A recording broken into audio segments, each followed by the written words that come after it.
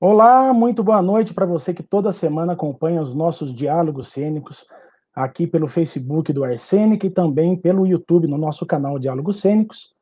Eu estou hoje com o meu amigo produtor de conteúdo para a internet, ator profissional, empresário, Romildo Augusto Bachito. Oi! O Marcelo Soares, que também é produtor de conteúdo para a internet, é diretor também e ator. Boa noite. Vou chamando também a minha amiga atriz profissional de teatro, professora no Senac de Mogi Guaçu, né, professora de teatro, contadora de história, pedagoga, a Angélica Colombo. Nossa. Hoje eu não enrosquei. E hoje a gente tem o prazer... Vamos apresentar você, Alfredo. Eu sempre esqueço. Nosso amigo publicitário, videomaker, diretor de teatro estudantil, músico, amador e produtor de conteúdos para a internet, Alfredo Barzon. E eu faz o famoso faz tudo. Famoso hoje a gente... É isso aí. E hoje a gente tem o enorme prazer de receber, lá direto da Esbórnia, a nossa... Primeiro, a Simone Haslan e também o Ike Gomes. Boa noite. Obrigado por aceitar nosso convite, pessoal. Boa noite. Não estou ouvindo o Ike. Vocês estão ouvindo o Ike, gente? Bem baixinho. Opa. Não está chegando o Ike. Vamos lá. Estava vindo bem. Cortou o microfone. Opa. Deu um pouquinho e sumiu de novo, Ike. Deixa a Simone se apresentando enquanto ele vai testando. Então tá certo. Simone, a gente sempre abre aqui no começo para os nossos convidados se apresentarem, falar um pouquinho quem são, né? O que estão fazendo, como se relaciona com a arte. Então, estou abrindo a palavra para você já, tá? Boa noite. Vocês estão vendo que eu estou aqui de casaquinho, né? Blusinha de lã. Todo mundo aí esbaforido, esse calor do Brasil, né? As queimadas e tudo mais. A gente está vendo que o Brasil é um Brasil do calor não só por suas praias, não é mesmo? Eu sou a Simone Haslan, sou matogrossense do Sul, nascida em Dourados, Mato Grosso do Sul, mas vivo em Porto Alegre há mais de 30 anos. Aqui tá friozinho, tá fresquinho, hoje esquentou um pouco mais. Eu trabalho com música desde sempre, desde que eu me conheço, estudo piano desde os 6 anos de idade, eu tenho 54 anos, e, enfim, a minha vida é dar aula de música, é cantar, é tocar, sou pianista, e tive alguns espetáculos já, dos quais eu participei bastante, fiz outras coisas. Um deles era Rádio Esmeralda, que o Ike Gomes foi o diretor. Eu tenho um trabalho que se chama Chachados e Perdidos, que é um show de música meu.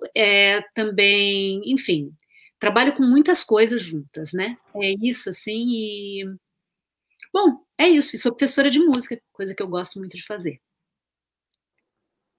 Vocês perceberam que eu tomei uma rasteira do programa aqui, né? Mas tudo bem. Vamos ver se o Ike resolveu. Eu vou resetar o Ike. Espera um pouquinho só. Oi, fala. Tá com algum mau contato, Ike? 1, 2, 3, 4, 5. Agora sim. Agora entrou. Tá. Agora entrou? Direto no microfone do computador. Tá, posso pedir então? Pode. Ike, me diga então quem és tu? Quem sou eu? Quem és tu? Ele está falando de um capítulo do meu livro que é Quem és tu? Onde eu fazia, com 7 anos de idade, eu fiz esse papel de Caramuru.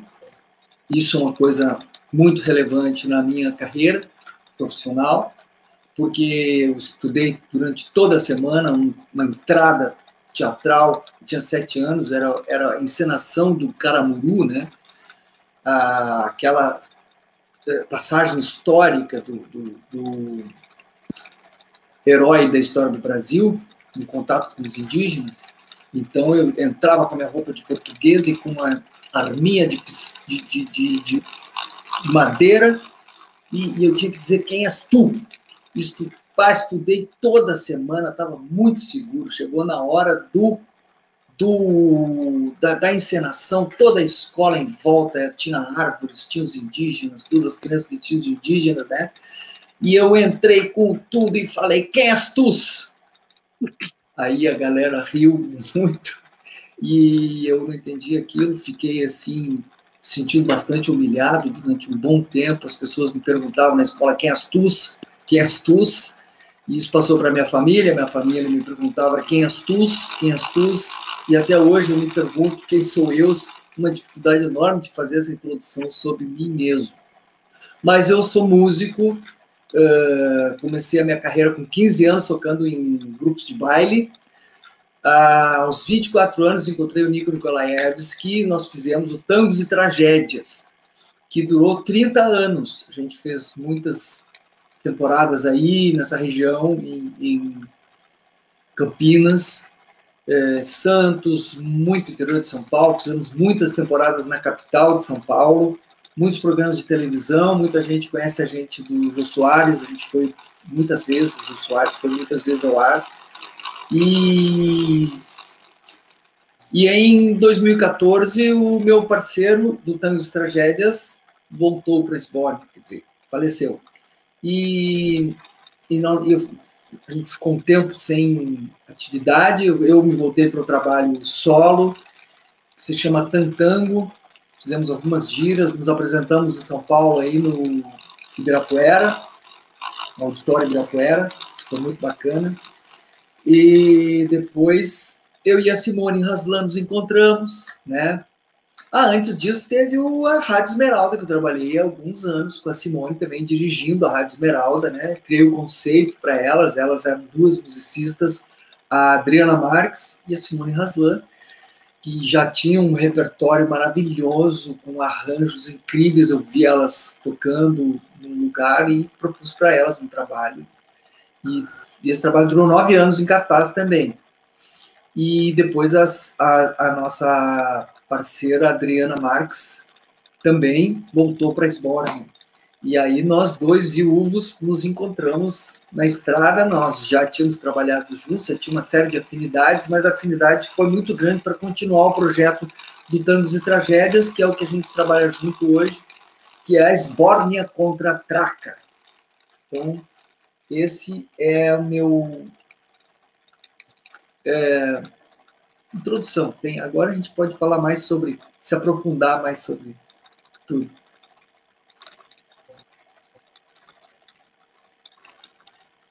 Que maravilha que ninguém se manifesta, então você é o primeiro a perguntar. Por favor. Boa noite, que boa noite. Boa noite. Um prazer tê-los aqui. Para nós também. Do Tangos e Tragédia, do meu tempo atrás também.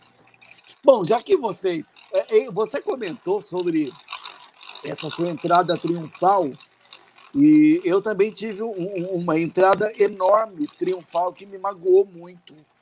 Eu fui fazer um ensaio dentro da Unicamp, com atores já bem assim à frente, né, de mim. Eu tinha uns 17 anos. Eu tinha que entrar como um ladrão praticando um assalto. E do jeito que eu entrei assim: mãos aos altos! Vamos fazer um trabalho junto, cara! Todos pararam, começaram a rir. Eu não entendi. Vai ser o maior sucesso. Pois é. Eu não entendi por quê. Eu fiquei magoadíssimo também, porque, poxa, mãos aos altos, mãos aos altos. E na hora saiu mãos aos altos, tudo junto, né? E que eu e Simone, eu gostaria que vocês falassem pra gente o que vem a ser essa esbórnia que vocês falam tanto. Tem gente aqui, alunos nossos, pessoas que não sabem o que significa Então, eu queria que vocês falassem um pouquinho o que é Esbórnia, por que Esbórnia, de onde veio a Esbórnia, por que foi para Esbórnia? Pode começar com essa pergunta. Certo. Bom, a Esbórnia é o país fictício de onde vieram os personagens do Tangos e Tragédias. Nós começamos a fazer o espetáculo Tangos e Tragédias em 1984 e desde o início já eram 2 personagens chamados Kraunos, que eu faço, e Pletskaya, que era o Nico Nikolaevski. E nós começamos a dar entrevista com os personagens. E porque assim a gente dava entrevista de nós mesmos, né, de ator, falando do que nós fazíamos no palco. E aí a gente começou a achar que era mais eficaz a gente mostrar como é que a gente faz no palco. Então, dar entrevista com os personagens, né? E os personagens são 2 personagens que vêm de um país estrangeiro, já tinham um sotaque estranho desde o primeiro momento, né? Que eu acho que tem muito a ver com a imigração brasileira, né? Que o Brasil todo é feito pela imigração, né? Do norte a sul, né? No norte tem muito mais miscigenação indígena, né? A gente sabe que no Brasil 95% das pessoas têm informação indígena no DNA. No Rio Grande do Sul é 50% das pessoas que têm informação indígena no DNA, porque teve uma imigração europeia muito forte aqui, né? Então a gente vê esses sujeitos no interior aqui cheio de sotaques estranhos, sotaque polonês, sotaque alemão, sotaque espanhol, sotaque italiano, né? Muita gente ainda tem colônias aqui que falam alemão, as pessoas falam em casa alemão, falam nas ruas, então isso é muito forte, né, aqui. Eu acho que essa imigração, a imigração afro também é muito forte no Rio Grande do Sul, né? Se diz que tem o mesmo número de terreiros no Rio Grande do Sul do que na Bahia, entendeu? Que é muito conhecida pela cultura afro, né? Então, todos esses imigrantes misturados formaram essa Esbórnia, que é o Brasil, e nós todos temos uma história pessoal que se perde em 200 anos. De 200 anos para cá, já fica uma coisa assim, quem é o meu tataravô, já é difícil de descobrir quem é o tataravô da gente, né? A Simone, por exemplo, tem antepassados onde é que é mesmo, Simone? No Líbano. No Líbano. Líbano. Na Líbia ou no Líbano? No Líbano. É uma salada, porque o meu avô materno era filho de cearense, era cearense, né? Nasceu no Ceará, então lá no Ceará já a coisa é toda misturada com índio, com negro, com holandês, porque é isso, né? O Brasil teve um tempo que os holandeses no Nordeste tomaram boa parte do Brasil com a guerra com Portugal. Enfim, o Brasil é uma grande Esbórnia. É uma grande Esbórnia. Uma Esbórnia. E aqui também, meu bisavô, eu recebi uma foto do meu bisavô há pouco tempo, negro, junto com a minha bisavó, indígena, de Bagé, Charrua, aquelas tribos da fronteira aqui. Então, a Esbórnia é essa mistura de raças, é essa confusão de informações em formação ainda, né? Que a nossa cultura é uma cultura de fusão.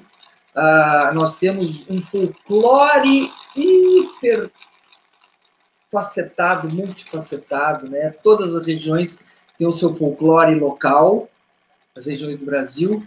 Junto com isso tem o grande folclore afro, né? Que é o samba, é o carnaval, né? A música de raiz afro. E aqui no sul tem essa coisa das polcas da cultura europeia, né? Que também tem em todos os lugares do Brasil. Mas a Esbórnia Então, é esse país fictício de onde vieram esses dois personagens. E nós começamos a dar entrevista com os personagens e a história da Esbórnia foi se solidificando. A Esbórnia é uma ilha flutuante. Né? Ela se desgrudou do continente depois de algumas explosões mal fracassadas. E passou a flutuar pelos oceanos do mundo, recebendo o lixo cultural de todos os países. A Esbórnia é conhecida por ter uma grande lixeira cultural chamada Recicla Gran Rechebuchen. Ali na Recicla Gran Rechebuchen, a Esbórnia recebe o lixo cultural de todos os países e ali é um tesouro de informação internacional onde a gente vai buscar muitas coisas, né? E também, inclusive, muitas coisas brasileiras. Quando nós começamos o Tangos e Tragédias, nós começamos com tangos do Vicente Celestino, que é uma figura extraordinária na história da música brasileira, um cara que vendia milhões de cópias, vendia 1 milhão de discos na década de 50, década de 40. Então, assim, esse cara fez parte da formação do Tangos e Tragédias, né? Um cara que tem uma história ímpar e que também morreu de um jeito extraordinário. Ele fazia turnês pelo Brasil e se apresentava muito em circos, porque não tinha teatros, né? E o circo serviu para muitos artistas como formação de plateia, né? E como carreira. E o Vicente Celestino, então, essa figura incrível, ele tinha uma voz de tenor, ele cantava Tornei-me um ébrio na bebida e busco esquecer. Essa música se tornou um filme, que é um filme preto e branco, da década de 40, que fez muito sucesso, atraía multidões. E as músicas dele são incríveis. Ele era um cara assim que completou o primário, não sei se completou o primário, mas era muito inspirado. O Gran Caruso, que era um grande cantor de ópera, queria levar ele para a Itália para ele aprender ópera, né? Porque ele tinha talento para isso, mas o pai dele não deixou. E ele era carioca, de família italiana e com a verve de ópera assim fantástica. Isso foi uma contribuição que ele trouxe das grandes vozes brasileiras da época de 40, década de 40, 50. E ele morreu de um jeito muito incrível também. Ele foi convidado para participar do programa Tropicália, na década de 60 ainda, no final dos anos 60, numa rede de televisão, não me lembro se era Tupi ou Record, uma coisa assim. E tinha esse programa, que era com o pessoal da Tropicália, os Mutantes, o Gilberto Gil, o Caetano Veloso. Ele foi no ensaio do programa e foi ver o ensaio, né? E tinha uma performance, um happening que estava acontecendo, que era uma Santa Ceia tropicalista, hippie, né? E era o Gilberto Gil, e era o Jesus, e distribuía bananas para os apóstolos, que eram os outros tropicalistas que estavam ali. E ele era muito religioso. E ele se levantou no meio do ensaio e disse assim: um Jesus negro ainda vá, mas bananas ao invés de hóstia, eu não aceito. Muito religioso. E saiu dali, daquele ensaio, e foi pro hotel. Teve um ataque cardíaco e morreu. Morte teatral. Teatral. Isso eu peguei no site do Gilberto Gil. Depois a Rita Lee conta isso também no livro dela.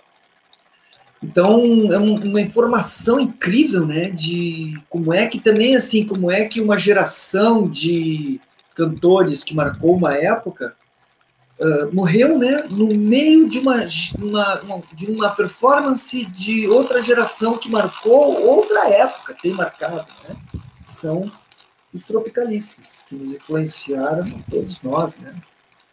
E é interessante, né, que na Esbórnia, além do Vicente Celestino, que foi um coração de mãe, materno, é incrível e tal, também tinha o resgate das duplas do rádio antigo, né, do Alvarenga e Ranchinho, Sim. O Lance das Caveiras, enfim, essa coisa do resgate do rádio, de uma era de ouro, dessa cultura que estava sendo transmitida pelo rádio, volta para o Tangos, né? E assim, eu acho que tem a ver com esse drama, esses dramas todos, por exemplo, Drama de Angélica, uma música que Alvarenga e Ranchinho faziam no rádio, que tem esse formato de dupla e de humor que cai muito bem dentro de Tangos e Tragédias, assim, né? Totalmente. É isso. Então, no Tangos e Tragédias, a gente fazia uma releitura de músicas daquela década, da década de 40, entende? Mas dentro de uma pegada pop também, né? Nossos instrumentos eram o acordeon e o violino. Eu toco violino, Nico Nicolaevski tocava acordeon.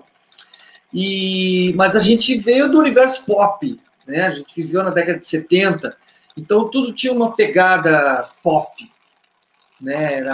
Que era a nossa cultura, né? Nós viemos da década de 70, contracultura. E isso, depois que o Nico Nicolaevski nos deixou, essa informação passou a ser transformada, né, pela Simone também, que vem de uma outra vivência, uma outra informação, que sabia exatamente o que era feito no Tangos e Tragédias e tinha uma experiência muito forte com música e performance, que era o que ela fazia na Rádio Esmeralda, que eram duas comediantes, duas musicistas que passaram a ser comediantes também, que é a mesma história do Tangos e Tragédias. Nossa formação é de músicos e passamos a ser comediantes, né? E a Rádio Esmeralda também, eram duas musicistas de alto calibre que passaram a ser comediantes também, né? Então a Simone, com a experiência da performance, veio para o Eisborn contra a Traca, que é o universo do Tangos e Tragédias, com uma personagem já, né? Que é a Nabirra. Então, usando todas as informações de base dela, né? A Nabirra, ela é uma inspirada na avó dela, libanesa. Então, tudo isso que está no DNA da gente, quer dizer, são personagens que nascem dentro da gente e se transformam em alter egos, né? São outros egos que têm outros nomes, outras vidas, mas compostos a partir de elementos nossos mesmos, né? Então, são outras personalidades que nós assumimos para fazer o show. Os personagens têm uma força, então, uma força de um outro ego nosso, né? Um outro programinha de ego. Eu acho que também, personalidade. Respondendo um pouco essa questão, o que é a esbórnia, né? Da onde é essa esbórnia? O que é exatamente a esbórnia? Eu acho que tem a ver com esse lugar, não lugar, que é um lugar que está sempre em movimento. Ele não fica, ele não é parado, ele está se transformando. E a esbórnia, então, é essa ilha flutuante que a gente nunca sabe em que estepe a gente vai encontrar a esbórnia, né? Em que região do mundo ela está navegando. E isso constrói nos personagens da esbórnia um não lugar também. Os personagens são desajustados. Eles não não são justos, né? Eles não estão fechados num ambiente que é fixo. Não tem esse fixo, que é uma coisa um pouco que ao ler um conto do Saramago, eu me dou conta de que a esbórnia é um pouco isso que o Saramago diz que é. O conto é bem pequenininho, que fala da Ilha Desconhecida, que é essa esbórnia, que ela nunca ninguém foi lá, a não ser quem veio da esbórnia para o Brasil. Então, quem não foi na esbórnia e nunca ninguém foi, não sabe como são essas ilhas desconhecidas, né? E nesse conto do Saramago, ele fala uma frase que eu acho que tem muito a ver com a esbórnia, que é o seguinte: só é possível ver a ilha quando a gente sai dela. E isso eu acho que ele está falando da gente mesmo. Nós somos a ilha, né? Nós seres humanos, nós, as pessoas, somos as nossas próprias ilhas. A gente só pode ver a gente mesmo quando a gente sai da gente. E isso tem a ver um pouco com esses personagens que são estranhos, mas que muito poderiam estar andando por aí na rua, né? Porque nós somos todos muito estranhos, né? Nós somos pessoas que não nos conhecemos totalmente. É isso, né? Ô, Simone, muito bom. Obrigado. Eu queria perguntar uma coisa para você, Simone, ou para Nabirra, não sei para quem que eu pergunto, mas eu estava vendo uma apresentação de vocês acho que é a Estação Cultura, na TVE, né? E eu senti, assim, um aspecto de novidade muito legal, porque vocês fizeram uma música que eu conheci com o pessoal do Premeditando o Break, que é a música da padaria, né? E eu queria saber se isso já é uma pesquisa que vocês continuam fazendo lá na Recicla Gran Richenbuchen, né? Se agora continua numa evolução de pesquisar as coisas mais novas também nessa lixeira cultural. Eu vou te dizer, assim, o Premê é uma grande lixeira cultural, o Premeditando Break. Mas na padaria, especificamente, eu aprendi essa música com a Adriana Marques, que voltou para Esborne. Ela fazia parte do repertório da Rádio Esmeralda, esse show que eu tinha com a Adriana, né, que era dirigido pelo Ike.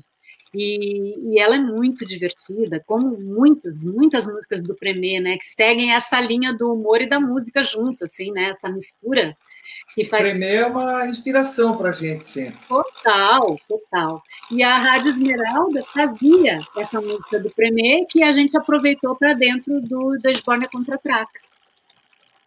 Não deixa de ser uma pesquisa da Recicla Gran Richenbuchen, né?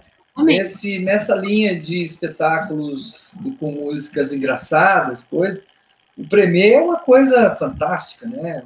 Deixou um legado assim, tem músicas incríveis, os artistas são fantásticos, os compositores, as ideias totalmente em acordo com o que a gente fazia, né?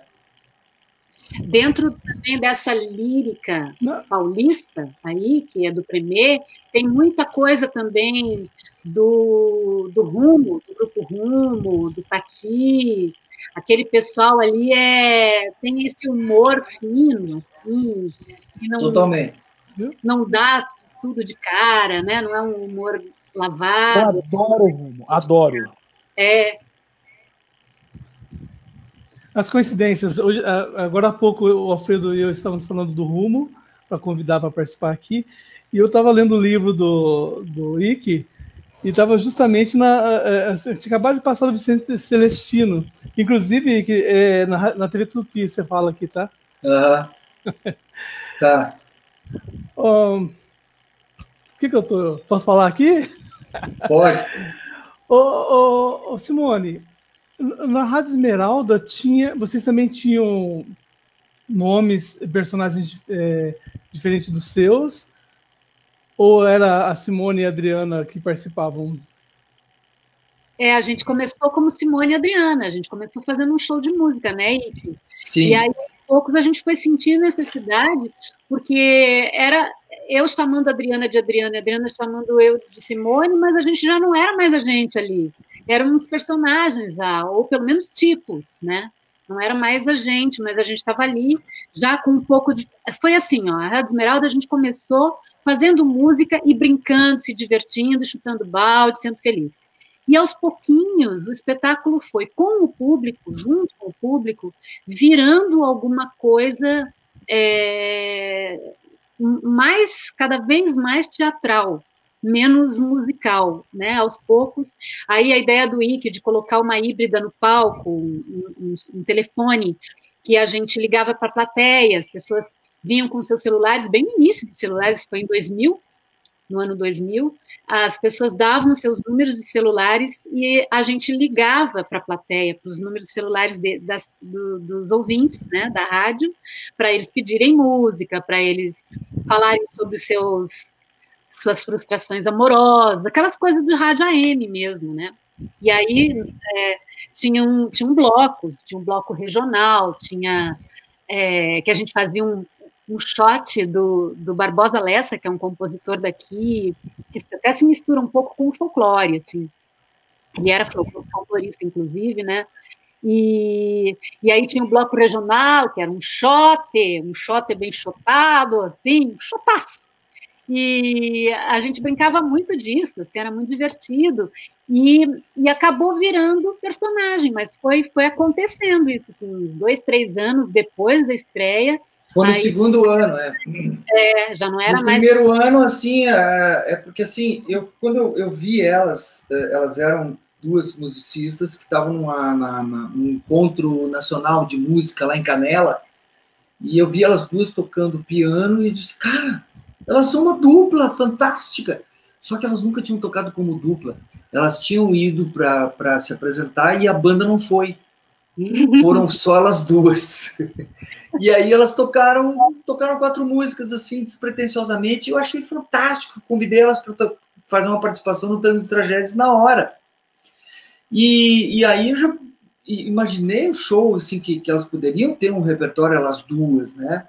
Fazer um show, elas duas, porque elas tinham uma química muito boa. Elas eram uma dupla naturalmente. Quer dizer, precisou faltar a banda naquele dia para descobrirem que elas eram uma dupla de verdade, né? Elas tinham uma química muito boa. E a ideia era aproveitar a minha experiência, né, como um dos criadores do Tangos e Tragédias, para aplicar com elas, né, essa performance divertida e musical, uma música muito bem acabada, né? E aí foi indo. Nos primeiros tempos tinha a operação do espetáculo já era uma coisa muito complexa, né? Seguir um roteiro e ter a hora de fazer as chamadas para o público e ter os textos certos e ter os arranjos delas, que eram maravilhosos, os arranjos, as duas vozes e o pensamento musical maravilhoso. Então isso tudo já era uma operação muito grande. Quando elas pegaram a operação e começaram a se divertir, os personagens vieram naturalmente. Daí são 2 personagens que vieram de dentro delas. Como os nossos do Tangos e Tragédias, que veio de dentro da gente, os personagens. Não foi outra pessoa que escreveu pra gente os personagens. E os personagens delas são alter egos também. São feitos de traços delas próprias. Era Cat Milady e a Erotilde Malta e Cat Milady. 2 personagens fantásticas que levaram assim, poxa. A Cat Milady era a própria menina do subúrbio. Ela é uma loira, se amava, se adorava, toda gostosa. E a Erotildes era uma professora de piano, uma secretária, assim, nunca teve relacionamento nenhum, apesar muito de que reprimida. Sim, muito reprimida, só que o nome dela era Erotildes. Enfim, era uma brincadeira, assim, era muito divertido tudo isso. Que se transformou numa coisa muito profissional em termos de performance, assim, fizeram várias temporadas, muito público, viajaram pelo Brasil, São Paulo, Brasília, Rio, Curitiba, várias temporadas, e foi muito legal, durou 9 anos, né? E a Esmeralda nasceu dentro do Tangos e Tragédias, porque a gente estava fazendo o Wiki chamou a gente para fazer uma participação. Depois que ele viu a gente cantando lá, ele disse, vocês duas parecem, tem muita química. Foi isso que tu disse, Ike. Não me desmente. Não foi, mas eu falei isso agora. Tinha muita química e que a gente era tangos e saias, assim, tu falou. E disse, quero que vocês participem do Tangos. Aí ele nos chamou e a gente entrou no Tangos como Elza e Ilza. Umas tias que vieram da Esbórnia e que só falavam em terças paralelas. Para entender o que é isso, terças paralelas é isso aqui, ó.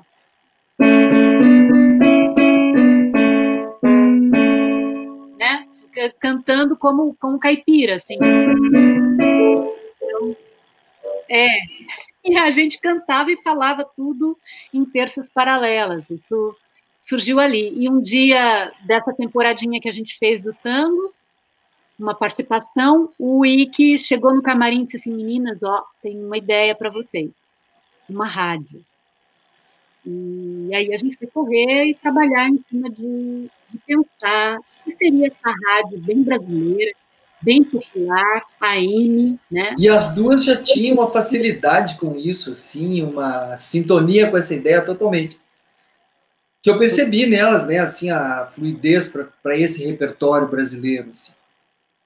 Foi muita coincidência, porque meu pai foi radialista há muitos anos, então eu acompanhava o pai na rádio, assim, muitos anos, vendo ele. Tinha muita piada do meu pai, né, de rádio de locutora, aquelas gafes que dá em rádio, da minha avó, a avó Nabirra, que ligava para o meu pai na rádio e dizia... Era um programa do meu pai que ele fazia, que o ouvinte ligava para pedir música. E a minha avó ligou. Eu gostaria de ouvir Ninguém de Ninguém, de Calvino Bisciotto. Minha avó para o meu pai, com aquela língua meio libanesa, meio portuguesa, assim. Aí o pai assim... Calvino Bisciotto. Calvino Bisciotto. E aí o pai assim, mas quem é Calvino Bisciotto? Quem é esse? Não reconhece sua mãe, filha da puta? Do meu pai. E esse... Ninguém é de Ninguém com Calbi Peixoto. E aí tocava Calbi Peixoto. Então, a avó estava nessa nossa história que aparece agora como Nabirra na Esbórnia, né? Essa mulher forte e braba e tudo mais. Eu vou aproveitar que vocês já estão no teatro aí, né? No roteiro, na criação. E eu assistindo, né, esse humor refinado que vocês trazem, tanto no Tangos e Tragédias, tanto no Esbórnia, e eu percebo que vocês têm um corporal, né, uma dilatação corporal muito ligada ao clown, né, ao palhaço. Aí eu queria saber dos dois, quais são as suas referências para a construção de personagens. Vocês já falaram que é muito pessoal, né, mas eu queria saber se vocês têm alguma referência do teatro, mesmo, né, como encenador ou como ator, né, ou como linguagem para trabalhar esse humor refinado, esse corporal meio clownesco, meio essa dilatação bonita que vocês trazem em cena, pontual, bem pontual. A gente tem aquelas, pelo menos para mim, assim, os personagens clássicos, né, do clown, Chaplin, Groucho Marx, enfim, os grandes comediantes quase sem palavra, né, desse humor mudo, né, desse humor que se faz muito corporalmente, que é isso que tu está dizendo mesmo, né, Angélica, que é que o humor está além da palavra, né, ele está no gesto. O gesto, ele quem és tu, não é a palavra que está fazendo o humor, é o combo, né? É esse combo de tá todo paramentado e pronto para e erra no texto que é tão simples.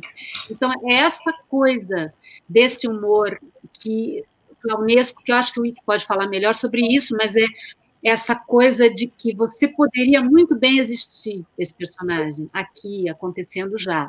Porque todos nós somos um pouquinho idiotas nesse sentido de não andar na linha, né? Andar que nem água entre as pedras, assim, né?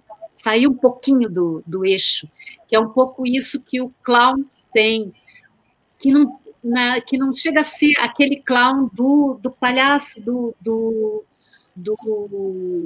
nariz. Do circo. Não chega a ser esse clown, mas tem um espelho nesse clown também, que é quase o cachorro, né? Que é aquele nariz do cachorro que pum, pum, pum, pum, né?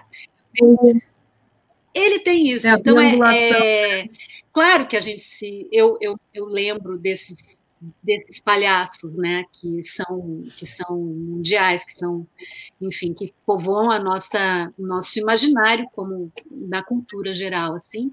Mas o bicho, o cachorro, ele é o próprio clown, né?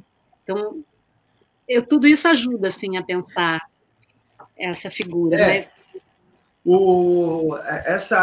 As referências, assim, para mim, surgiram quando a gente começou a encarar esse repertório engraçado, porque nós não éramos comediantes, nós éramos músicos. O Nico já tinha uma banda que tocava algumas músicas engraçadas, que era o Saracura, que era muito famosa aqui. Mas eu não gostava muito das performances de humor deles. Eu gostava das músicas, eu era muito fã das músicas, as músicas eram fantásticas. Era muito conhecido esse grupo aqui. E assim, quando nós começamos a pegar esse repertório de Vicente Celestino e ter aquela pegada engraçada, eu digo, mas então isso é para ser engraçado, né? Então eu pensei, isso tinha que se assumir como clownesco. E a minha referência de clown é o Chaplin, né? O cinema mudo, para mim é uma coisa assim absoluta, né? A pantomima do cinema mudo. E eu tinha uma influência assim que o meu avô era ator de rua, ele fazia campanhas publicitárias na rua e vendia produtos na rua. E ele tinha muitas fotos com vestidos de Chaplin, porque ele fazia promoção dos filmes do Chaplin, quando os filmes entravam em cartaz nos cinemas aqui, ele fazia promoção dos filmes do Chaplin, vestido de Chaplin, né?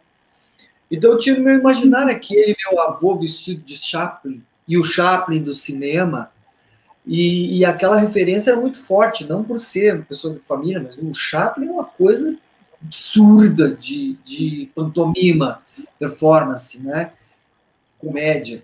E os outros personagens do cinema mudo também, Buster Keaton, o Gordo Magro, para mim, muito... Eu ia falar do Buster Keaton agora. Eu ia falar aquela cena que você faz... como que é aquela música? Acho que é Ana Cristina? É Ana? É. Você é muito Buster Keaton, né? Aquele sem o sorriso, né? E o corpo agindo. É bem bacana.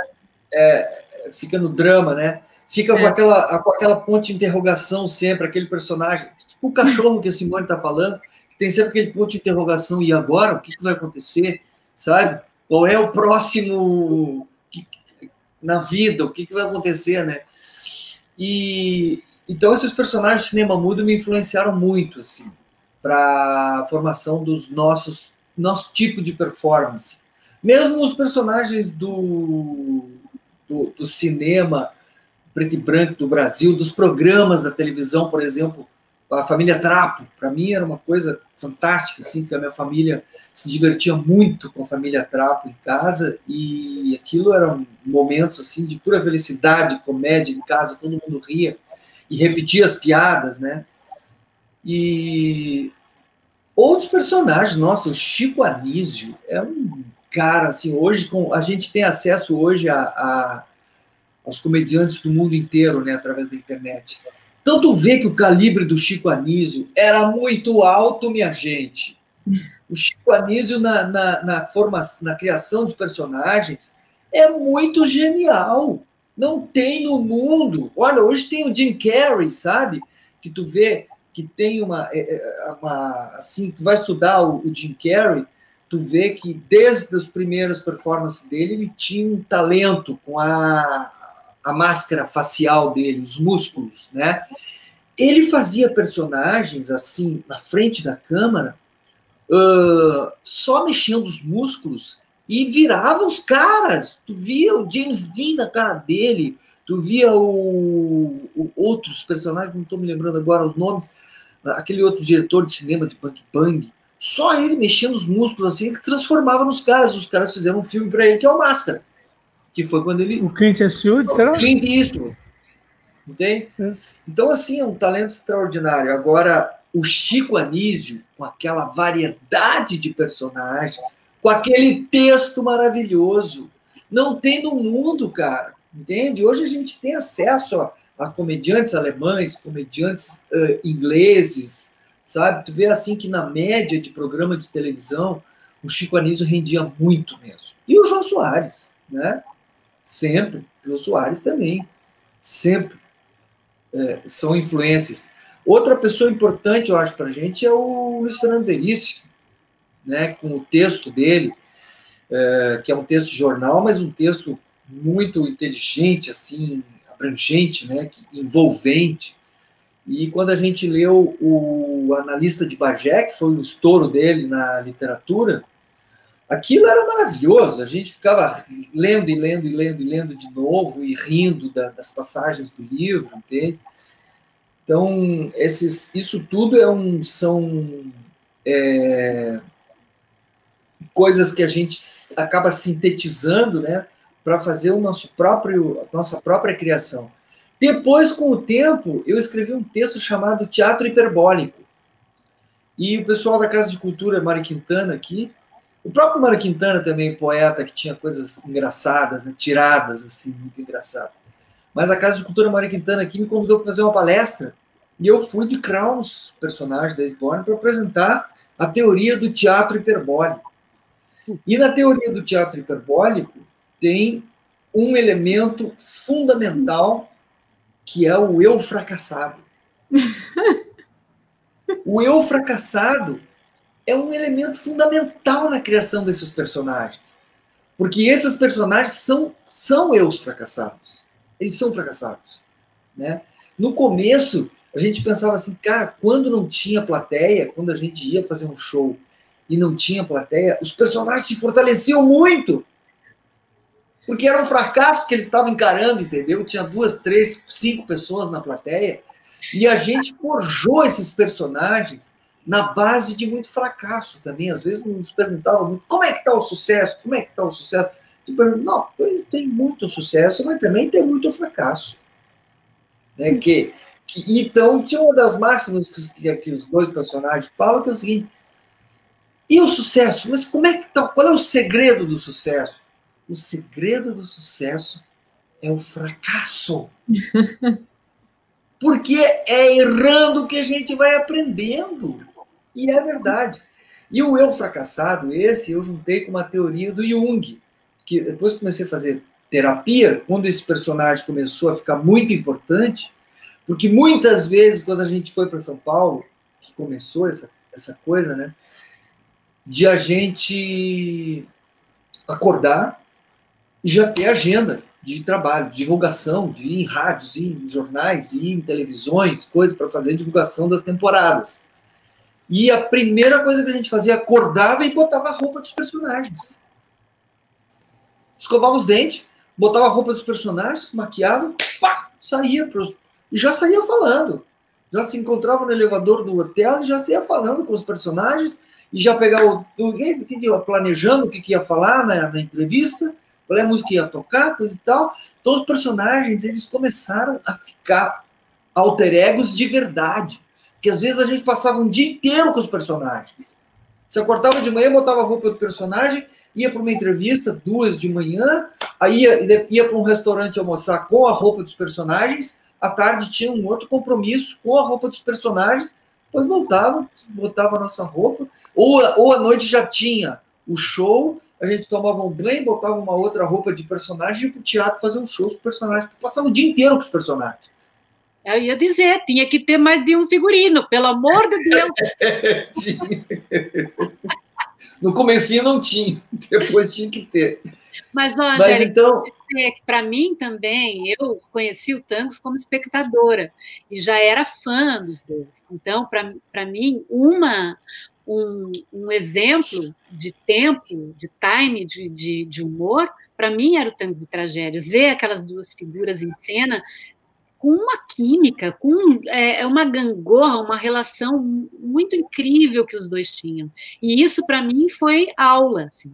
E porque eu tenho hoje o prazer de estar no palco junto com o Nick e ver de pertinho como é que ele trabalha. Então, tive também a oportunidade de ser dirigida por ele na Rádio Esmeralda. Então, assim, ver esse processo tão de perto, né, é uma experiência muito incrível, assim, e ao mesmo tempo sendo admiradora dele como plateia também, né, porque eu já fui plateia do Tangos e admirava muito aqueles dois palhaços ali, maravilhosos, né, da mais alto nível. E o gostoso para a gente, que faz também, e também que assiste, é ver essa química, e quando tem química, se torna muito mais agradável você fazer e você vê também, né? Rola a musiquinha aí ou não?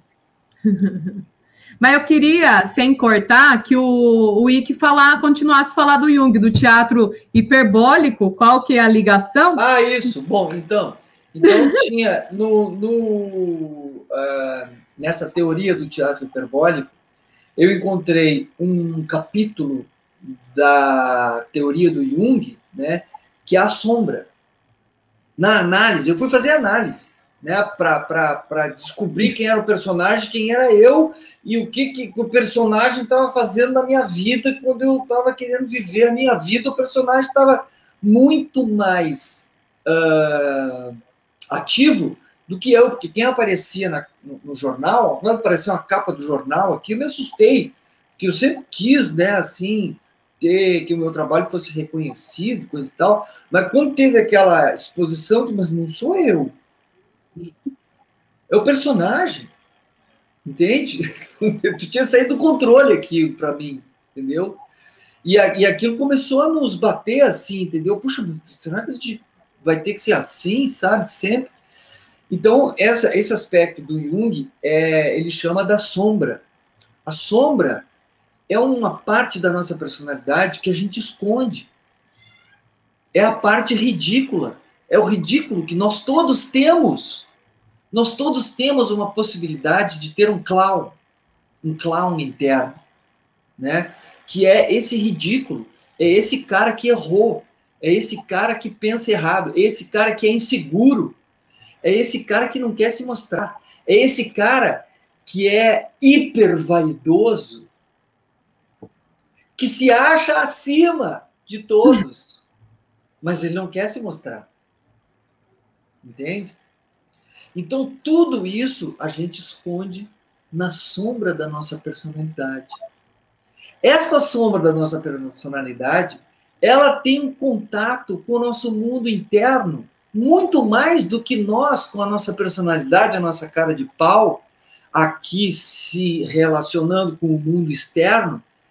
Esse aspecto nosso, ele tem contato com o nosso mundo interno, nosso mundo criativo, muito mais do que o nosso ego exterior. Então, esse ser criativo, se ele consegue lidar com esses elementos, vencer o ego, que não gosta de ser o eu fracassado, e expor o eu fracassado para os outros, isto é uma coisa que as pessoas saboreiam com toda a identificação, entendeu? Porque as pessoas se identificam assim, mas eu também tenho esse aspecto. Sim. Eu também tenho esse ridículo. Eu só não tenho a coragem de expor. E isso, quem tem coragem é o clown. O clown, é. Não, é totalmente esse interior, né? Com esses defeitos, né? Com esses ridículos, né? Que é o errado. Clown. É o cara que erra, né? E que se mostra errado. Entende? E as pessoas, quando as pessoas reconhecem o erro, o que é certo, o que é errado, dali nasce a graça. E é a graça de saber o que é certo e o que é errado. Sim. Porque nós somos seres humanos, nós temos discernimento entre o que é certo e o que é errado. E isso é a graça da coisa. E a graça é a graça divina também. Porque isso é tão especial de a gente ter discernimento, de saber o certo e o errado, que quando a gente vê o errado, a gente ri. De saber que aquilo é errado. E é muito bonito esse negócio do teatro hiperbólico, porque eu fui perguntar para o meu marido antes de começar a live, eu falei, o que é hiperbólico? Porque ele é palhaço, né? Aí eu falei, tem uma música, Angélica Hiperbólica, eu quero saber o que é hiperbólico. Aí ele não sabia responder, daí você me responde. Não, hiperbólico é um termo matemático. Então, eu não sabia. É que é hipérbole. Né? A hipérbole é assim. Então, eu fiz um gráfico até para demonstrar isso nessa palestra, que é uma cruz, né, que tem uma hipérbole, um arco para cima, isso é hipérbole, e um arco para baixo, que é uma hipérbole positiva e uma hipérbole negativa. Né? Neste centro está a essência do ser humano, que é o ovo. Essa hipérbole para cima, essa hipérbole para baixo, ali está o ovo, da onde se faz, e só daquele ovo é que pode sair a verdadeira maionese.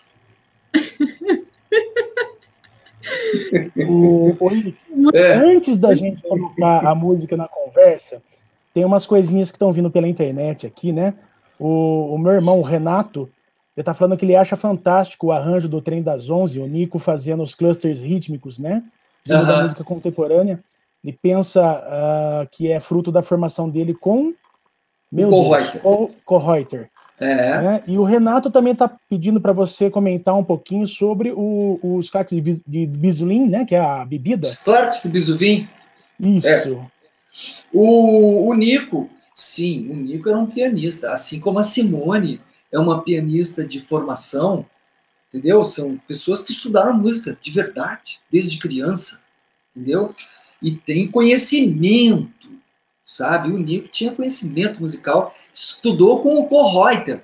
O Kohreuter era um alemão que veio para o Brasil e fundou escolas aqui, fundou escolas ao redor do mundo todo.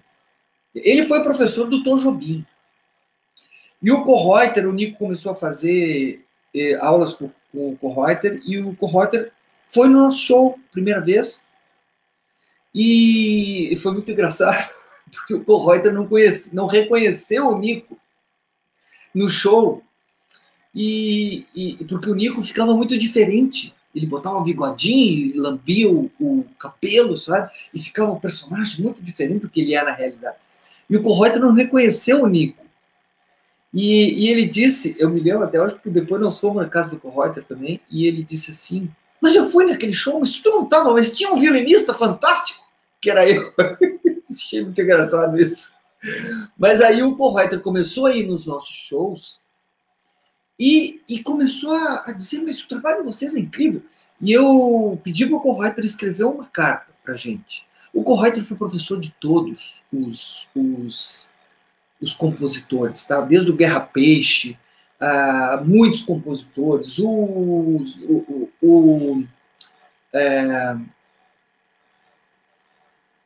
puxa, muita gente da Bahia, muitos compositores passaram. Bom, o Tom Jobim, tá? Ele dizia que o seguinte, que ele deu um exercício de tocar uma nota só e ir mudando os acordes. Era um exercício de harmonia, tá? Tocando uma nota e mudando os acordes. E o Tom Jobim fez o samba de uma nota só. Tu imagina, hein? Que é o professor que... Ele dizia isso, Kohreuter. Não sei se é verdade, mas o Kohreuter falava isso. Então, assim, esse cara, ele começou a ir nos nossos shows, levar os alunos dele. E aí, um dia, nós fomos na casa dele e eu pedi para ele, professor, escreve alguma coisa para a gente, assim, uma crítica, dizendo o que a gente poderia melhorar, né? Que detalhes a gente poderia melhorar, coisa.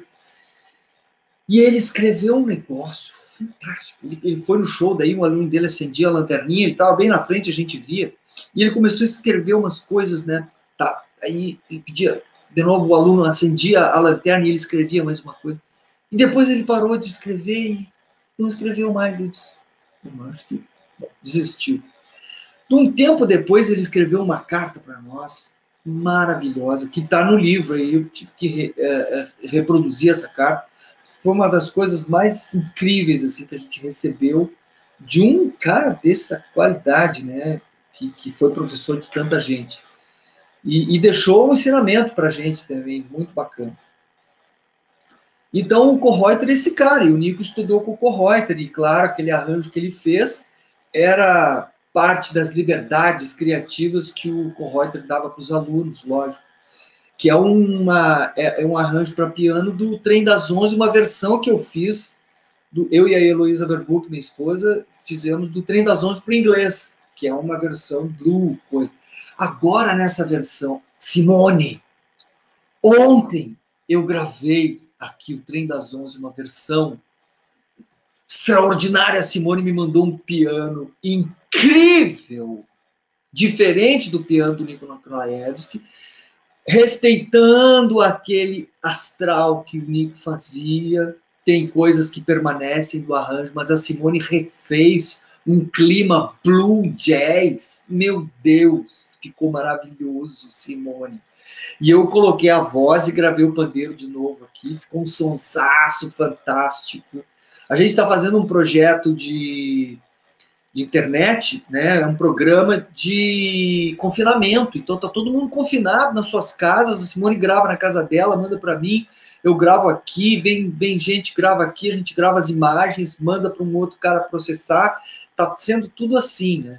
Então, ontem eu tive essa experiência fantástica de gravar essa música com o piano da Simone, que ficou maravilhoso. Bom, tudo está ficando assim, né? A Esbórnia Contratraca, a Simone veio com a bagagem dela, sabe, de pianista e performer, Então, assim, as pessoas que veem o projeto agora, nesse ponto que está, que eram os fãs do Tangos e Tragédias, né, que seguem acompanhando a gente, eles reconhecem imediatamente a Simone como a personagem da Esbórnia, legítima, que tem todos os trejeitos e todo o traquejo, toda a linguagem de um personagem genuinamente esborniano, entendeu? E os arranjos cresceram, porque o Nick ele tocava só uma música no piano. O Nick era um grande pianista. Ele fazia os shows deles, ele tocava de piano, muitos shows dele. Mas no Tangos e Tragédias era acordeon que ele tocava. Porque dava muito bem, entendeu? No personagem, nos arranjos, ficava muito legal. Ele criava aqueles clusters também no acordeon, era um grande acordeonista também. Mas a Simone toca tudo, e foi o contrário, porque a Simone toca tudo no piano e uma música só no acordeon. O Nico tocava tudo no acordeon e uma música no piano. Então o piano da Simone veio com uma coisa orquestral, assim, entende? Deu um preenchimento musical para o projeto fantástico, e as pessoas reconhecem isso, né, no piano dela, sabe? Que é um piano de quem estudou música clássica. Né? Tem um toque assim, especial. E a voz da Simone, que é uma coisa maravilhosa. A voz da Simone é uma coisa assim, encantadora. Entende? Tanto nos textos falando, com o sotaque do personagem da Esbórnia, quanto as músicas que ela canta. É um timbre muito envolvente, assim, sabe? Então isso trouxe uma renovação para o projeto e uma dádiva assim, né, de ter a Simone como parceira desde a Rádio Esmeralda, e a gente ter criado esse vínculo alquímico e artístico, né, que permitiu que o nosso projeto continuasse, entende? Porque é tão Aqui estão os principais resultados da pesquisa. Viu? O Google tá me escutando e eu não falei nada com ela. Calma, falei contigo. Tem dois comentários que eu queria ler aqui para você, antes que eu me Outra perca. coisa é o Sclerc Bisuvin, que a pessoa perguntou, depois a gente é pode verdade. falar. Nós depois podemos falar. Tá bom, olha, eu vou passar só esses comentários. Ó, o Carlos Souza está dizendo o seguinte: eu preciso deixar registrado, sou professor de matemática e sempre que os alunos entendem a solução de um problema complicado, eu canto a verdadeira maionese, né? Sim. E isso foi uma sacada do Nico também. E ele cruzou dois jingles, né? Dois jingles fantásticos. Um que era o da Varig, que era aquela música maravilhosa, que era um cara que era da Bossa Nova. Caetano Zama é o cara que fez esse jingle da Varig. Estrela navegando no céu azul, iluminando de céu de norte a sul, mensagens de amor e paz. Era o jingle de fim de ano da Varig, que tocava todos os anos. E tinha um desenho animado, era uma coisa fantástica aquilo. E essa música que todo mundo cantava. E no fim ele grudou o jingle da verdadeira maionese, que não tinha nada a ver uma coisa com a outra, mas ficou maravilhoso. Ele fez outra letra e juntou. Era uma colagem musical, né? E isso funcionou muito assim, durante muitos anos. Não está mais no show, mas faz parte da nossa história. Tá ficando frio. Você ia falar do Bisuvin? O Sclerc do Bisuvin, então. Nós tínhamos essa química fantástica, né, de performance, mas nós tínhamos algumas divergências. Uma delas era como compor. Em 30 anos, nós compusemos duas músicas. Uma é a Aquarela da Esbórnia, que nós levamos um laço, sofremos para fazer, mas fizemos, e ela permanece no show até hoje. E a outra não era nenhuma música, era uma dança, era o Copérnico, a dança da Esbórnia. Você não pode mexer com as pernas, não pode mexer com as mãos, é assim. Então, e nós fizemos essa música, a Aquarela da Esbórnia, que falava disso. O sistema político da Esbórnia é o anarquismo hiperbólico em época de grande indecisão, o povo se reúne numa praça pública e ficam naquele clima de indecisão, naquela coisa de indecisão, naquele clima de indecisão, até que nasce uma flor, uma linda flor, maravilhosa flor, o esclerx de Bisuvim, o esclerx de Bisuvim, o esclerx de Bisuvim, o esclerx de Bisuvim. E quem come dessa flor sabe respostas para perguntas que ainda não foram feitas. E quem come dessa flor sabe respostas para perguntas que ainda não foram feitas. Flor! Uma linda flor! Maravilhosa flor! Isso é o esclerx de Bisuvim. Está na base do sistema político da Sborn, que é o anarquismo hiperbólico. Aproveitar então agora para pedir música. O Baixito tinha falado, né? Vamos... Que tal o Ike fazer uma, a Simone fazer uma? Que junto não dá, porque dá delay na internet, né? Pode ser?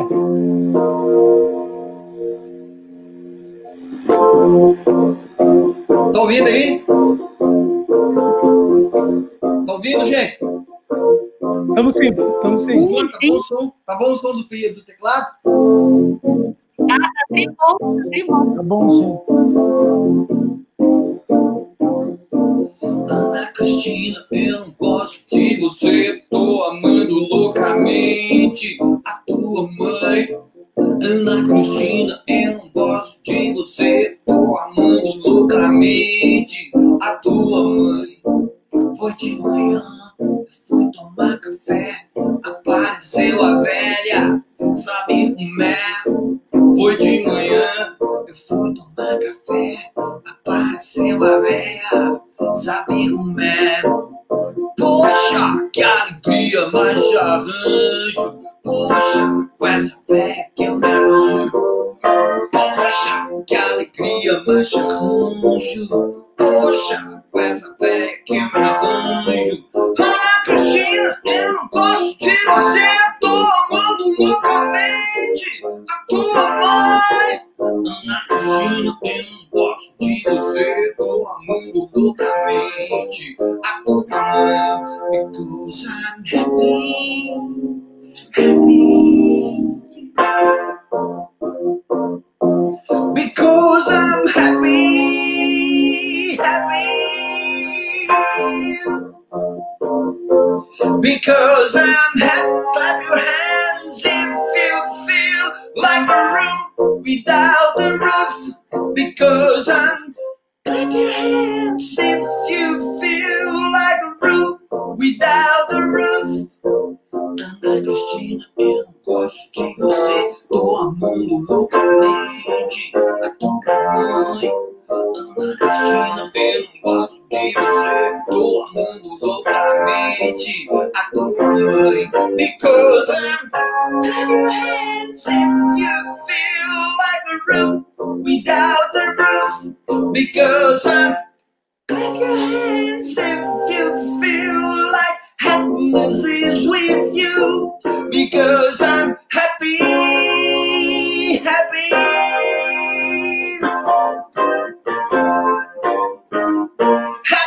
Happy, happy.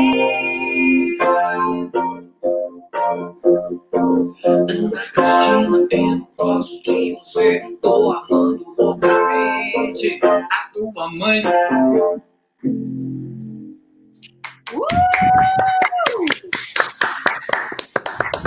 Muito bom isso, muito, muito bom. Muito.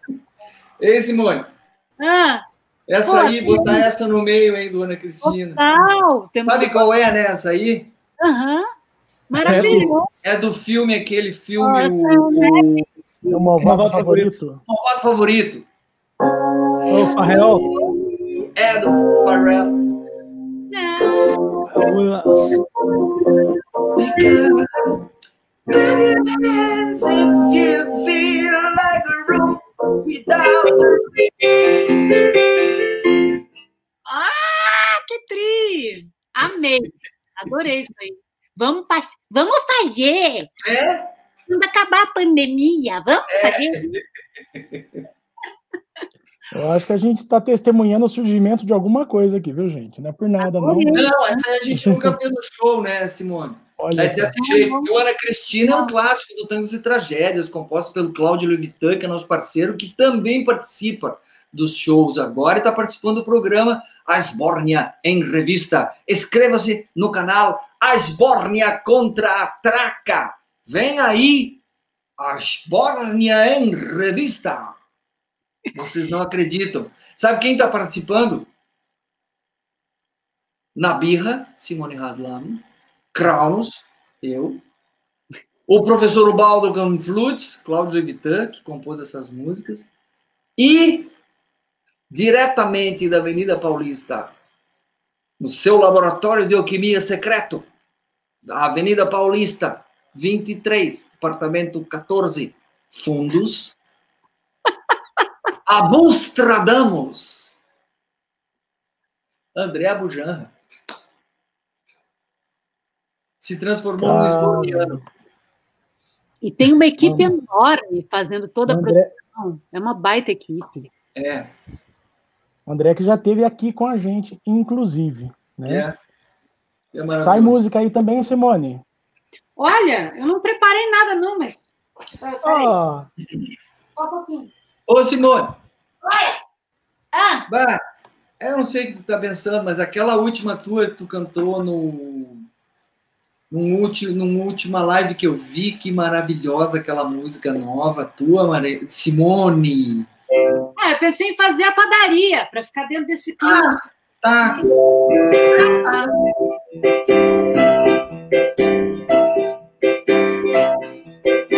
Estão vendo? Não estão vendo, mas eu tenho um piano aqui, tá? Ó. Aí tá bom, aí tá legal. Aí.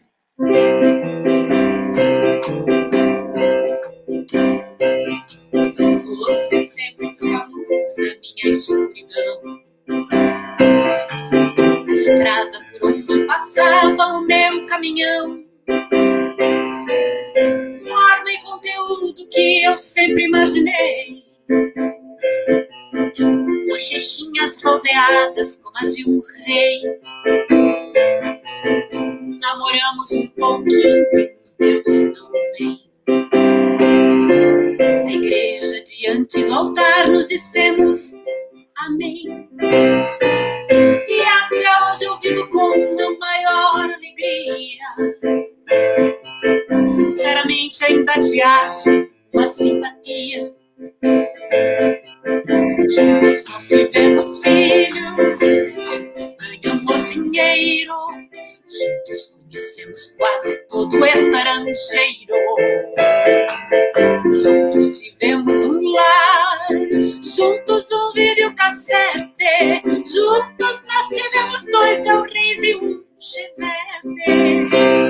E agora só falta a gente abrir uma padaria, vender pão quentinho à noite, café com broa de dia. E agora só falta a gente abrir uma padaria, vender pão quentinho à noite, café com broa de dia. Ai, ai, ai. Ai, ai, ai. Você é o meu doce gostoso, que eu como e limpo o prato. Você é um pãozinho fresco sem bromado. Você é a minha vitamina, o meu sonho com recheio, meu quindim, meu condeló com chantilly no meio. E agora só falta a gente abrir uma padaria, vender pão quentinho à noite, café com broa de dia. E agora só falta a gente abrir uma padaria, vender pão quentinho à noite, café com broa de dia. Ai, vocês!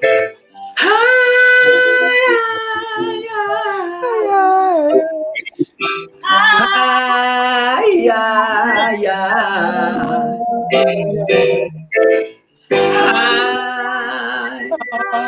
Muito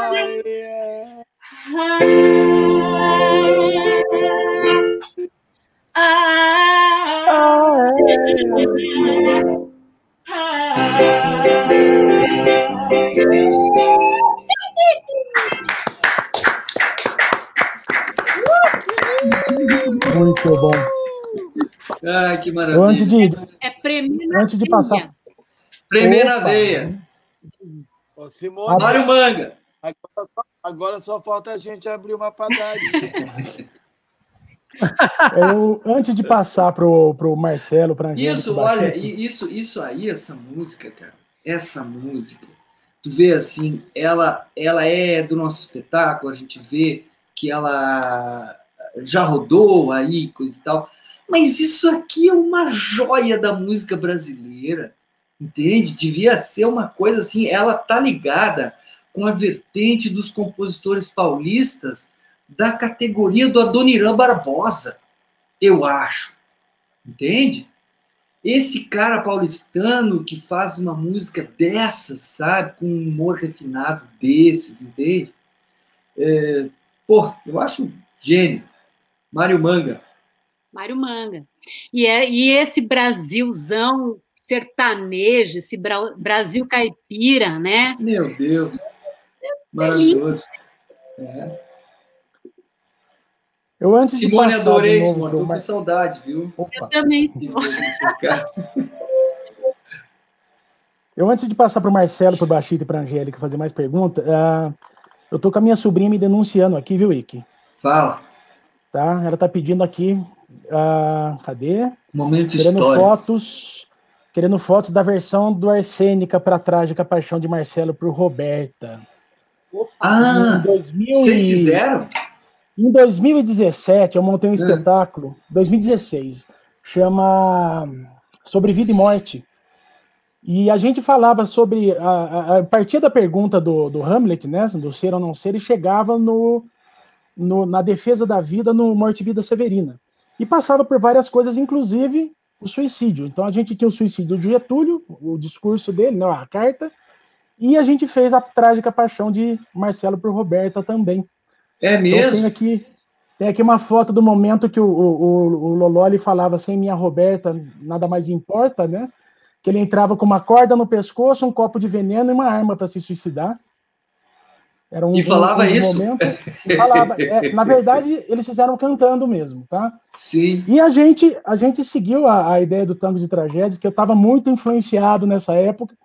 E tinha o romance de uma das caveiras. E a gente que legal. Escuro, com a luz negra, então. Que ótimo.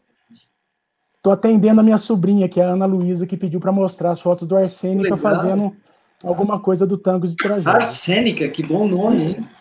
E é um grupinho de 22 anos aí que a gente vem trazendo. Ô Ike, eu tenho duas perguntas minhas, aí eu prometo que eu não pergunto mais nada, tá, gente? Primeira coisa, você fala no seu livro muito da Rita Lee. Sim. Né, da sua devoção pela Rita Lee. Eu queria saber se você já encontrou com ela pessoalmente alguma vez. Sim, tu vai ver aí.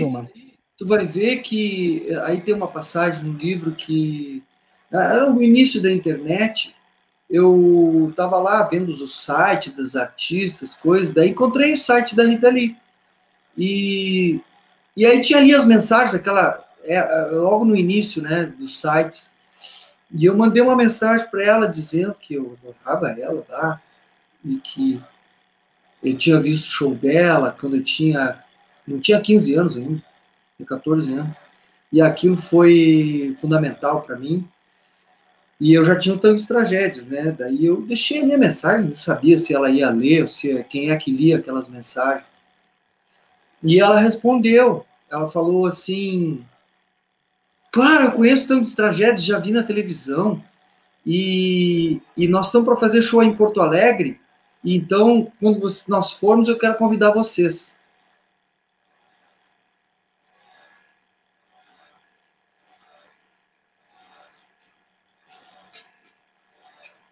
Fiquei uns 3 dias, assim, para me cair a ficha, que a Rita Lee tinha convidado para participar do show dela. E nós participamos. Ela fez 2 dias aqui no Teatro do SESI, que é um teatro 1.500 lugares, estava lotado os 2 dias, e a gente fez a participação com ela. Foi muito legal. E a outra pergunta que eu tenho, que é a respeito do show da OSPA vai à Esbórnia. Sim. Porque eu vi aqui na internet, tem um compacto com trechos, eu fiquei morrendo de vontade de ver isso inteiro. Está sendo montado. Está sendo montado agora. Não, está sendo montado, vai lançar um streaming. Vai ser lançado um streaming para ir daqui a pouco. Perfeito. Faz parte das estratégias aí. Foi uma coisa extraordinária assim, da nossa carreira, porque a gente teve assim, 2 eventos muito importantes, eu considero. Um foi o DVD do Tangos Tragédias, que tinha 20 mil pessoas na Praça da Matriz, em Porto Alegre. Foi um evento fantástico, é o DVD que tem aí, que tem ali na capa. Isso. E o outro foi esse concerto com a Orquestra Sinfônica de Porto Alegre, com o Coro Sinfônico de Porto Alegre e o Coro Jovem de Porto Alegre, onde nós tivemos convidados extraordinários, onde a Simone cantou uma parte de uma ópera também, e foi um momento incrível, assim. O Araújo Viana aqui, que tem 3.000 lugares, estava lotado também. Nós tivemos a participação da escola de samba, a Imperatriz Dona Leopoldina também, que foi a escola que compôs um samba enredo da OSPA, que é a Orquestra Sinfônica de Porto Alegre. Eles desfilaram, a OSPA inteira, a Orquestra Sinfônica desfilou nesse desfile que eles falavam da Orquestra Sinfônica, né? Imperatriz Dona Leopoldina. E eles fizeram o samba enredo do Tangos e Tragédias também. Quando o Tangos e Tragédias completou 15 anos, a gente desfilou na avenida e o tema era o Tangos e Tragédias, a Esbórnia, nas 6 carros alegóricos. Então essa escola de samba também participou, junto com a Orquestra Sinfônica. Foi uma loucura, foi demais. Mais de 200 pessoas passaram pelo palco, estavam ali, né? A orquestra, o coro sinfônico, o coro das crianças, a escola de samba para fechar. Foi incrível. Então isso está sendo montado, esse espetáculo.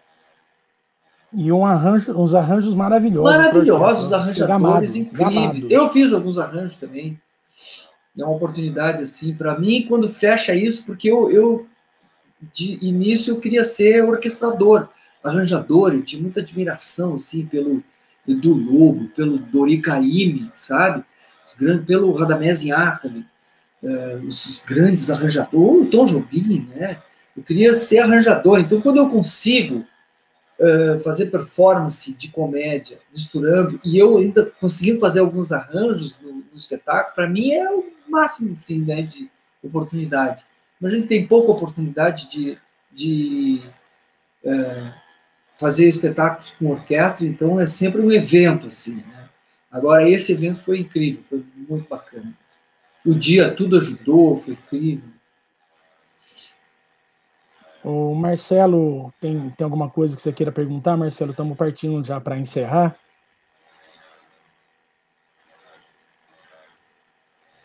Só uma coisinha rapidinha.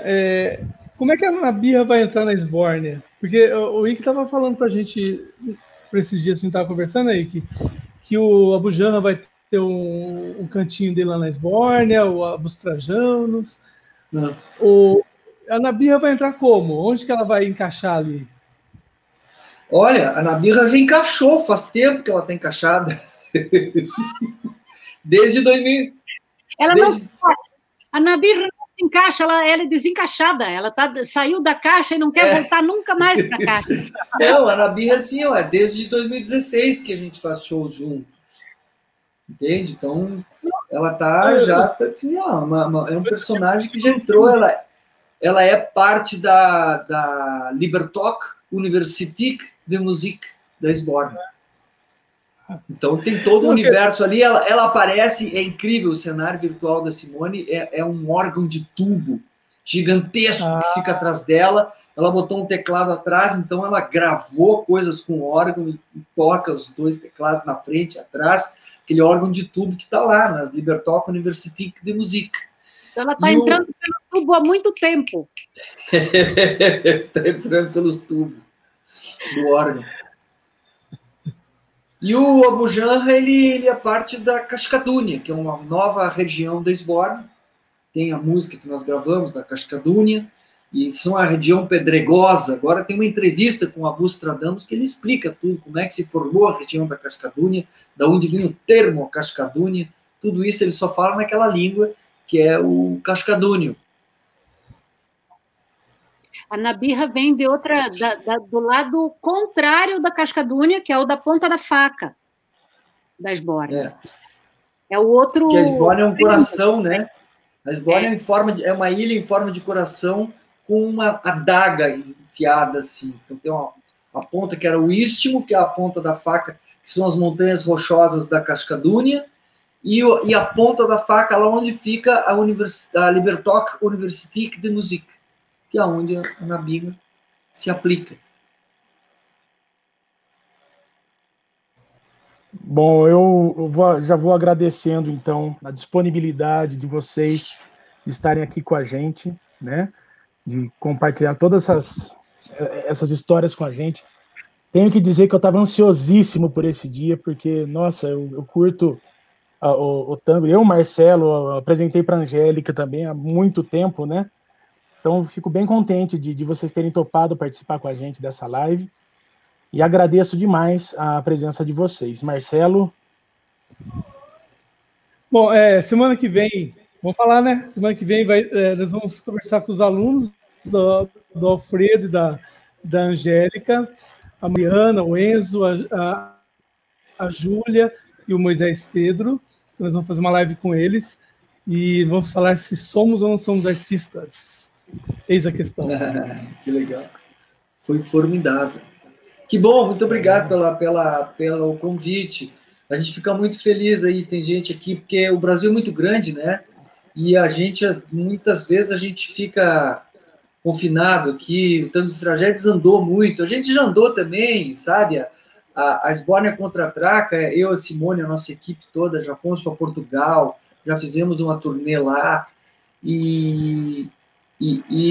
mas às vezes a gente se sente um pouco confinados no Rio Grande do Sul, porque o Brasil é muito grande, né? E aí, em épocas de pandemia também, a gente perde a noção de com quem é que a gente está se comunicando, quem é que se lembra da gente ainda, e ficamos felizes aí em saber do interesse de vocês pelo nosso trabalho. Muito obrigado por ter comprado os livros, por ter convidado a gente para conversar com vocês. Estaremos à disposição. A Ana Luísa falou ali que a Esbórnia foi super importante para ela se entender como artista. Que legal, Ana Luísa. A gente sabe que quando a gente está no palco, querendo ou não, a gente acaba representando determinadas coisas para as pessoas que estão assistindo, né? O Tangos, para mim, representou também como plateia, né? E hoje eu estou lá dentro, então é uma coisa muito, muito doida isso. E eu sei que muitas vezes eu estando no palco, tocando e cantando, e tendo um papel, vamos dizer assim, quase que masculino, que é esse de conduzir musicalmente um espetáculo, que geralmente as mulheres não fazem isso, elas só cantam, né? Não que não seja importante cantar, eu digo só, mas é muito cantar, né? Mas eu sei o quanto isso é representativo também, né? Como mulher e como artista, o quanto as mulheres se veem em mim e o quanto é importante esse papel e o quanto a gente precisa fazer com muita respeito. É isso aí, tem isso sim, e tem isso porque a dupla Tango dos Tragédias eram 2 homens, né? E agora é uma mulher. Quem conduzia musicalmente o espetáculo era o Nico Nikolaevski, o personagem dele, o Maestro Pletskaya. Conduzia o tempo, porque ele estava tocando acordeon, tocava violino, né? Fazia muito gestual, coisa e tal, porque me sobrava tempo e coisa para fazer isso, não precisava estar segurando o show. E hoje quem faz esse papel é a Simone, segura a métrica do show, o tempo do show. É uma responsabilidade assim grande que ela cumpre com maior doçura. É maravilhoso isso. Ver que assim as mulheres também, tipo, puxa, agora nós temos uma representante esborniana, é muito legal isso. E no camarim a gente sempre lembra o que nós vamos fazer hoje. Qual é a música que nós vamos fazer hoje? Só uma coisinha, tem muita gente falando aí do passaporte esborniano. O pessoal, é só entrar no Instagram, Esbórnia Contra-Traca, e aí o pessoal lá, já se solicita, eles vão fazer para vocês lá. Viu? Lá assim, ou tu dá a data do nascimento, ou tu vai tem um calendário esborniano que tem pelo dia e pelo mês das pessoas, tem os nomes esbornianos ali, que se tu não gostar, tu pode criar um outro nome até, e manda pro pessoal com uma foto performática, de preferência. Não tem nenhuma foto 3x4 assim, de documento. Então tem gente até mergulhando embaixo da água. Foto do passaporte esborniano. Foi uma febre isso, foi uma loucura. Nossa, legal. Nossa, agora essa semana a Fernanda Takai ganhou e postou. O Dígoro Preto pediu também, agora essa semana. Então, todo mundo está querendo ir para a Esbórnia. Vamos ser muito bem recebidos. Muito legal. O Bachito, você vai falar da Ela? Sim, eu vou falar da Ela. Veja bem, o último segmento aí que vai voltar a trabalhar são os artistas. Então, a Ela, que é a Escola Livre de Artes.com.br, tem cursos maravilhosos, assim, rápidos, de 4 semanas, a um preço assim bem bacana, bem que cabe na mão mesmo. Eu não vou falar valor porque não vem ao caso, mas muito barato e com profissionais assim hiper mega renomados. Então tem de teatro, tem de cinema, tem de música, tem de tudo e muito legal. Então a Ela, Escola Livre de Artes. E quem legal. Sim. Ela tem contato com a Libertoc Universität de Musik, não tem? Tem cursos pares? Sim, vai ter, que eu vou mandar entrar em contato até logo com vocês, certo? Então, assim, quem estiver assistindo a live e entrar no site, pode colocar que é do hashtag Diálogos Cênicos, que vai ganhar mais um descontinho, tá? É isso aí. Legal. Gente, então, assim, com muita dor no coração, vou me despedir de vocês, né? Muito obrigado por participar com a gente dessa live. Puxa, foi uma das melhores que a gente já fez aqui. Nossa, agradecemos demais, viu? Simone, você é muito bonita. E sua voz é linda. Muito bonita. E muito jovem, né? É da minha idade, pô. Muito jovem, uma criança ainda. Claro que não tem nada a ver, mas você lembra muito Cássia Kiss, já te falaram isso? Não me falaram. Lembra quando jovenzinha? Vixe, eu estou jovenzinha. Ela não tá mais jovenzinha, né? Ela já tá vozinha. Gente, é um prazer conversar aqui. Cada vez que a gente faz umas conversas como essa, a gente vai aprendendo outras coisas, também vai elaborando outras coisas para o espetáculo, para a vida, assim mesmo, de arte, viu? Obrigado pelo convite. Valeu. Nossa, gente que agradece. Eu só uma coisinha, uma última coisa, eu não quero prolongar a conversa, que a Angélica tem um compromisso agora, mas aquela versão do Kill Me Softly é fantástica. Eu acho que é a mais bonita que eu já vi. Eu também acho. Eu chorava quando eu via os shows, elas cantando Killing Me Softly.